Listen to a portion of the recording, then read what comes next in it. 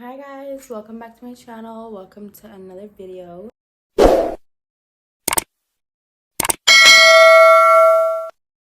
Okay, let's read the first story. Would I be the a-hole if I go to my younger daughter's wedding? My younger daughter, Haley, 28 female, is marrying my older daughter, Jennifer, 30 female's ex-fiancé, Sam.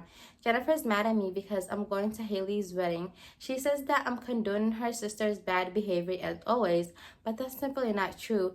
When the wedding was called off and we found that it was because Sam and Haley were dating, I called Haley immediately and I asked her to rethink the relationship. Not only for her sister's sake, but also if he could do it once, he could do it twice.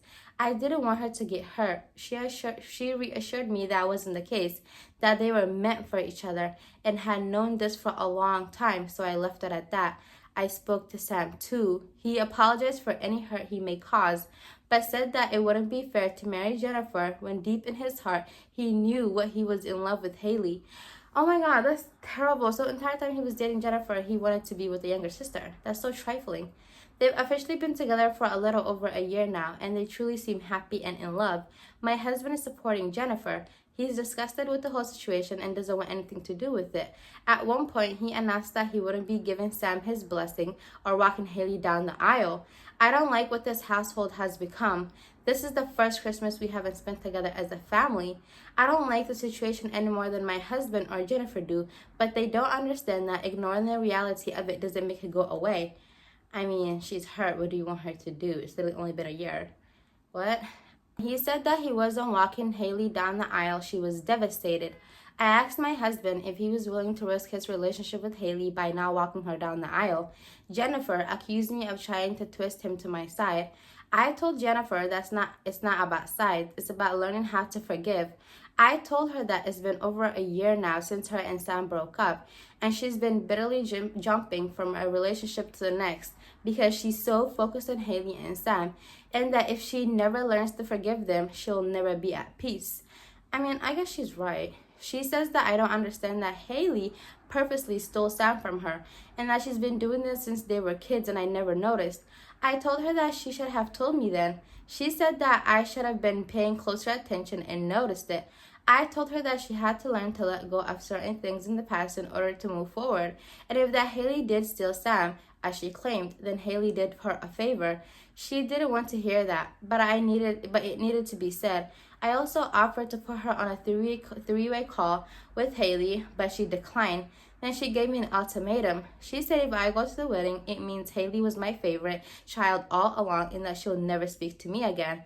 I told her that I'm going to the wedding, just as I would have gone to her if she was in that situation. She said okay and hung up. Later, my husband calls me from work telling me she called him crying. That's crazy and trifling. And honestly, nobody can steal a man from you. If he wanted to leave, he would have left. If it wasn't her sister, it would have been another woman. Hell, it would have been the neighbor, the maid, the nanny. It would have been anybody else. Edit. I wanted to answer some questions here. Question 1. Were Sam and Haley having an affair or did they start to date after the wedding was called off? I'm not really sure. I never asked for details and I'm not sure I really want to know either. From what I've been told, Sam came to Jennifer and told her that he couldn't marry her because he was in love with Haley. Question 2. When I spoke to Haley, why didn't I tell her she was wrong? Answer. Because if she doesn't feel like she's wrong at the age of 28, then nothing I would say can convince her otherwise. We've all known what's it like to be in love with someone that people who we care about don't like. And how did that turn out? Despite warnings, we had to see it through to the end and suffer the consequences. Because I loved her, I still warned her. But it's up to her to make the decision for herself now. Exactly, like she's 28. If she can't realize that her being with her older sister's fiance is wrong at the ripe age of 28, when is she gonna realize that? Anyways, question 3. Why am I supporting Sam and Haley's relationship despite the hurt it causes Jennifer? Answer. I'm not supporting the relationship. I'm supporting Haley, not because of what she did, but because of who she is. That's my daughter, and no matter how much I disagree with her and Jennifer's actions, I carried both of them inside me, and my love for both of them is unconditional. I've supported and comforted Jennifer to the best of my ability, and I'll be here to do so until the day I die. But that goes for Haley as well. Like, what is she supposed to do though? Honestly, she's still a mom. What? Am I the a-hole for not leaving my estate to my severely disabled brother? I, 33 female, received a terminal diagnosis earlier this year. I've got a couple of years at best estimate to get everything in order before I won't have the cognitive ability to do so anymore. I've been working with a lawyer and an end-of-life care social worker to make sure everything will go as smoothly as possible and my wishes will be respected. I also have a complicated family situation. My parents were never married, and my dad died when I was 12 of the same condition I now have. He never married, so all his assets were put in a trust for me by my grandparents. My mom married after they broke up and had my half brother, 26 male. He is severely mentally disabled. He's a 7-year-old in a grown man's body, and even with all the resources they can get, he's very difficult to care for, and my mom and stepdad barely get by most of the time. They tried really hard to get legal control of my trust when I was living with them, but couldn't. I help out some when things are really hard, but I feel like my mom treats me like an emergency fund rather than her daughter, and my stepdad has been bitter about the financial stuff. My dad was very successful and his family is well off, since even before my dad died. I don't talk to either of them about my life because they always get passive aggressive and guilt trippy. I've been trying to talk more with my mom now that I know I'm on borrowed time. We've never had a great relationship, but I wanted to try and resolve some of it.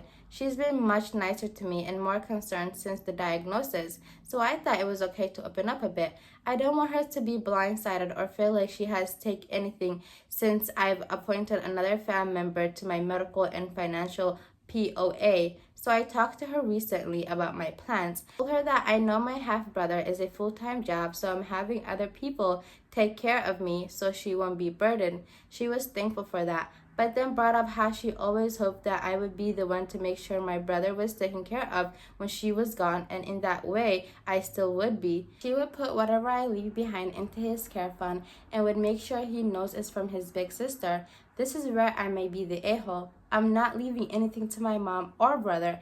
I don't have kids, but I have been the favorite auntie to my best friend's 2 children for their entire lives. They are the light of my life, and I spend a lot of time with them. My BFF and I have been through a lot together. She and her husband have been the ones going with me to appointments, letting me crash in their spare room when I was too sick from meds to be home alone. Whatever is left over after I'm gone is going to the kids for college.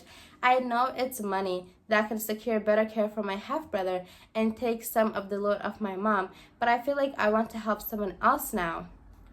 Oh, I feel like, why could she give some to her best friend and some to her half-brother? At the end of the day, the boy is still her brother, and he's disabled. It's not like he's a grown adult who can just go and work and she doesn't feel the need to give him anything because he's already able-bodied. Anyways, top comment. First, I just want to say I'm very sorry to hear about your diagnosis, and I'm glad to hear you have a team of professionals helping you to make the transition easier. That is never an easy thing to hear or process, so please be kind to yourself and know it's okay to have range of emotions regarding this news. You are not the a-hole at all. It sounds like your close friends have really been your support network through this and are going to continue being your support network. This is wonderful to have friends like that. That is wonderful to have friends like that. Your estate should go to whomever you want it to go to. Everyone seems to think there is unspoken rule that family must take care of. I don't know. Everyone seems to think that there's an unspoken rule that family must be taken care of first. But what they don't realize is family isn't just about blood relations. Family is what you make out of it. Your friends and their 2 children have been your family and support. Of course, you want to ensure they are taken care of. A college trust is an amazing thing to leave for them, and it sounds like they will be grateful. Please don't give in to your mom and stepdad. Even if you did leave something for your brother, there's no guarantee it would be used to better his care, especially since they have tried to get access to your trust fund before. Stick to your feelings and wishes. Oh, I forgot about that. Oh, she did say her stepdaddy is very passive aggressive towards her, and her mom is treating her like a bank instead of like a daughter. That's true. I forgot about that, but I don't know. It's still like, what do you guys think? Like, what would you guys do in this? Like, if you were in this position, what would you do? Like, your mom who doesn't really seem to care much about you, crazy stepdad, and a disabled half brother. Like, if it was me, I would just give some of the money to my half brother, to them, just for my half brother's sake, not because I actually care about them or I want like to save face. I would just give it to them just for the sake of my half brother. and just pray and hope that they actually use it for his care, you know.